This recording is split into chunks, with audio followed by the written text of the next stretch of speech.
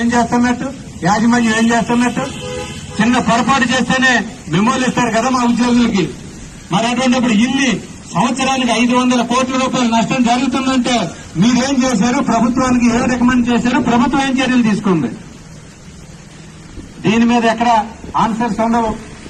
కాబట్టి మేము అడుగుతా ఉన్నాం, సూటుగా అడుగుతా ఉన్నాం. సౌత్ సర్కిల్ మీద థెఫ్ట్ అరికట్టడానికి, దొంగ కరెంట్ అరికట్టడానికి, బిల్లులు వసూలు చేయడానికి మీరు ఒక ప్రణాళిక రూపొందించండి. మీరు రూపొందించే ప్రణాళికలో విద్యుత్ శాఖ మంత్రిని పెట్టండి, ట్రాన్స్కో, జెన్కో, ఎస్పీడీసీలు, ఎన్పీడీసీలు, సీఎండీలను పెట్టండి.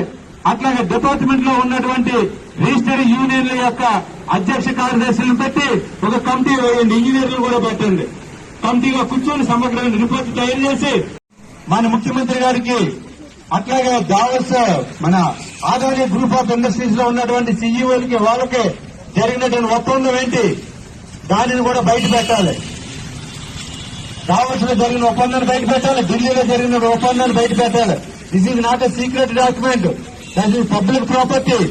ఎస్పీడీసీఎల్ అయినా, ఎంపీడీసీఎల్ అయినా, ట్రాన్స్కో అయినా, జెన్కో అయినా ఇది పబ్లిక్ సెక్టారు, ప్రజల ఆస్తి. 4 కోట్ల మంది కరెంటు బిల్లుల ద్వారా కట్టినటువంటి డబ్బులతో కొన్నటువంటి సంపాదించినటువంటి ఆస్తులు ఇవన్నీ.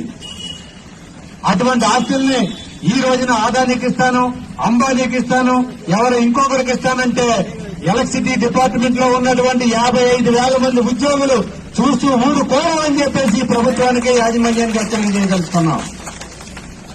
ఇక కొత్త సంగతి చెప్పండి, మీరు చెప్పండి. మా ఉద్యోగులు ఏం చేయమంటారో చెప్పండి. ఏం చేయడానికైనా సిద్ధంగా ఉన్నారు. ఉద్యోగులే కాదు, ఓఎన్ఎం స్టాఫే కాదు, ప్రొవిజనల్ స్టాఫ్, ఇంజనీర్లు, ఆర్టిజన్స్ అందరూ కూడా సిద్ధంగా ఉన్నారు. మాకు రక్షణ కల్పించండి, మాకు రక్షణ కల్పించండి. మాకు రక్షణ కల్పిస్తే ఎంత పెద్ద ఫైల్ మ్యాన్ అయినా, ఎంత తోపైనా వాళ్ళ ఇంటికి కరెంటు కట్ చేసే సత్తా మా కార్మికులకు ఉందని చెప్పేసి కూడా మేము తెలియజేస్తున్నాం.